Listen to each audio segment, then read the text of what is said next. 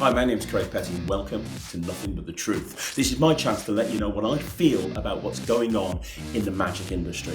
Don't expect a high quality, studio-based review show. If you're looking for that, look somewhere else. This is a no-frills look at the good, the bad and the ugly. Basically, if I'm passionate about something or something has pissed me off, I'm going to let you know. You may love me, you may hate me, but I promise you one thing, there will be nothing but the truth.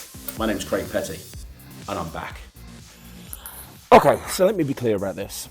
If you're the sort of person that goes onto a Facebook group or goes onto a forum and posts asking for advice about what tricks you should do the next day because you've been booked to perform and you don't know what to do, you shouldn't have took the booking in the first place. I'm sorry, this is a reality check. You shouldn't have took the booking in the first place because when you are booked and paid to go and perform at an event, you owe it to yourself, you owe it to your clients, and you owe it to the whole of Magic to go in and do the best possible job that you can do. And you can't do that if you haven't even got a clue about what you're going to do in the first place.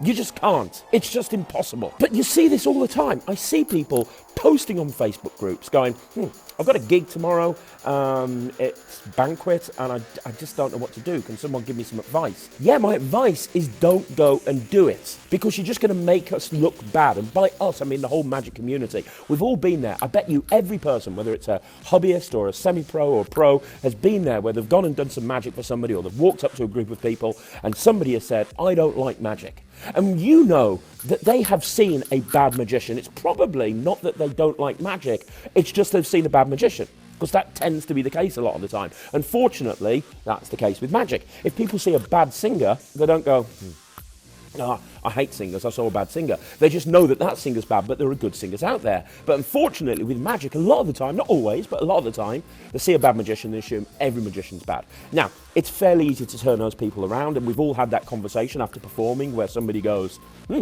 I thought I hated magic, but really, no, I like you. And that's because they've now seen a good magician and you've been able to turn them around.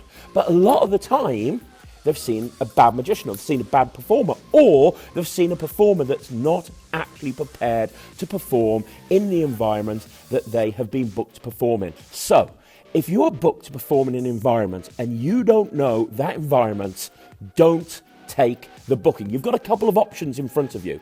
Option number one, let's say that you're a close-up magician and you get booked to do a kid show and you've never done kid shows in your life. And I've seen people post going, I'm a full-time working close-up magician and I've got a kid show for 30 kids. Do you think Ambitious Card will work for 4-year-olds? No, it won't, okay? In that situation, unless you want to spend time researching into tricks and buying kids props and learning how to do kids magic, the best thing to do for your own personal reputation is to pass that on to a kids entertainer and say, here you go, I'm not a kids magician, have this gig, please do it. If you want to get good at kid shows, that's great, no problem, brilliant. But say to the client, I don't really do kid shows, I can come along and give it a shot if you'd like me to, but it's not my thing, okay? Or pass it on.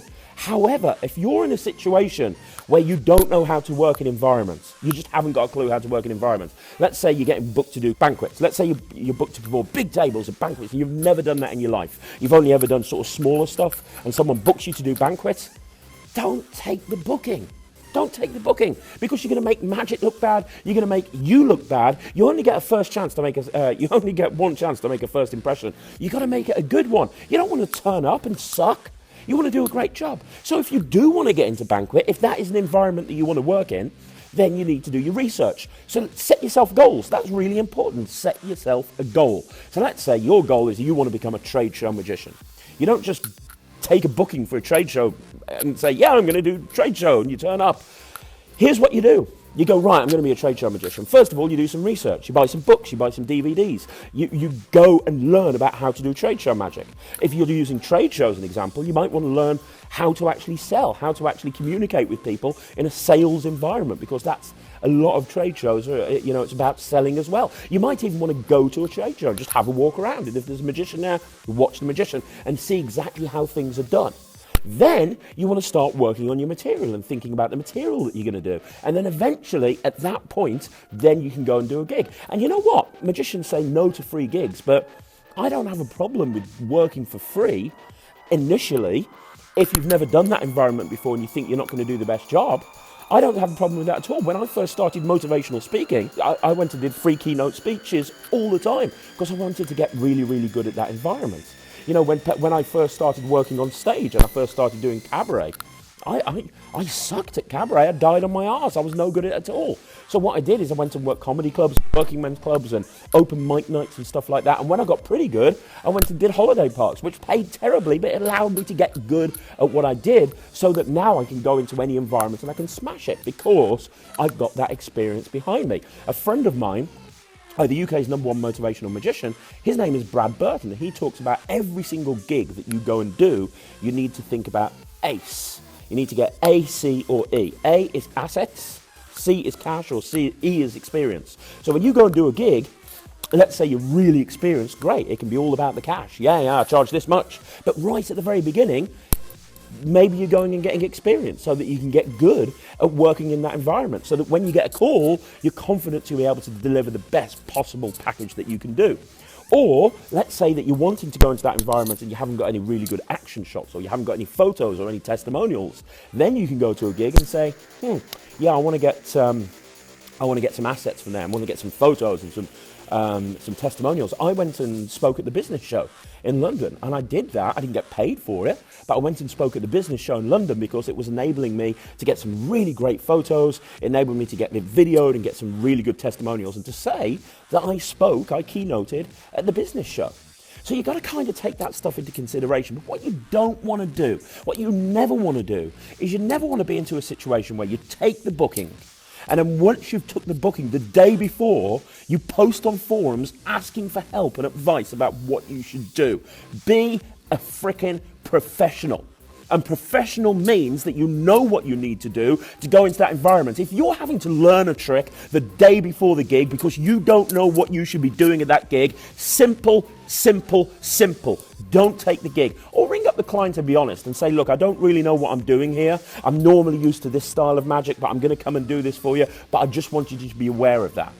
You know, it's as simple as that. So, and you know what? Sometimes you get inquiries, and they'll go, oh, I've got a particular theme. Can you theme your act to this theme? Now, if you want to go down that route, that's fine. That's absolutely fine. But put some time and effort into it. Do the research. Don't just think about it the day before. You want to think about it way before the line and work that stuff in your restaurant gigs or your other close-up jobs, so that when you go and do it, you're on fire. You're good. You've got it 100%. It's as simple as that. If you have ever posted on a Facebook group telling people that you've got a gig in a day, or 2 days, or 3 days, or a week, and you need advice on what to do, or you need advice on what tricks to perform, don't do the gig. I'm all for people becoming and bettering themselves. I'm all for that. If you're a hobbyist, I'm all for you becoming a semi-professional. If you're a semi-professional, I'm all for you becoming a professional, but don't screw the industry over. Don't go in and do a bad job. What you need to do is make sure that you've got your shit in place and you know exactly what you're doing, so you can go in and smash it, because that's how you build a brand, that's how you get a great reputation, and that's how you help magic as a rule make people realize that what we have here is an art form and not a joke. Next time you're posting something on Facebook, think twice of it. Don't do it.